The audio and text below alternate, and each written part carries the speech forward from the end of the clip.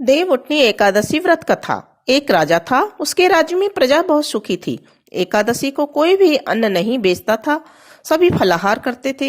एक बार भगवान ने राजा की परीक्षा लेनी चाहिए। भगवान ने एक सुंदरी का रूप धारण किया तथा सड़क पर बैठ गए। तभी राजा उधर से निकला और सुंदरी को देखकर चकित रह गया।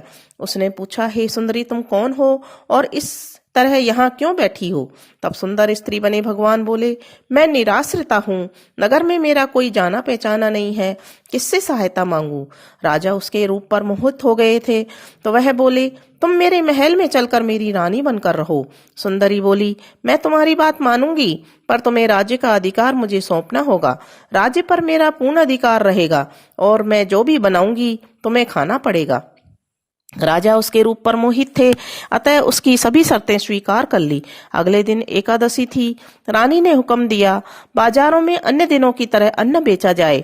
उसने घर में मांस, मछली आदि पकवान बनाए तथा परोसकर राजा से खाने के लिए कहा। यह देखकर राजा बोला, रानी, आज एकादशी है, मैं तो केवल फलाहार ही करूंगा। तब रानी ने शर्त याद दिलाई और बोली, या तो खाना खाओ, नहीं तो मैं बड़े राजकुमार का सिर काट दूंगी। राजा ने अपनी स्थिति बड़ी रानी से कही तो बड़ी रानी बोली, महाराज, धर्म नहीं छोड़े, बड़े राजकुमार का सिर दे दें, पुत्र तो फिर से मिल जाएगा, लेकिन धर्म नहीं मिलेगा। इस दौरान बड़ा राजकुमार खेल कर आ गया।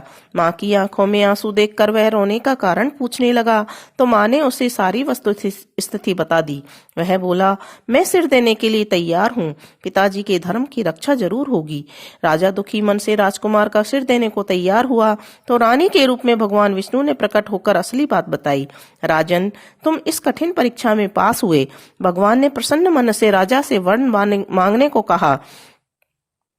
तो राजा बोला, आपका दिया सब कुछ है, हमारा उद्धार करो। उसी समय वहां एक विमान उतरा।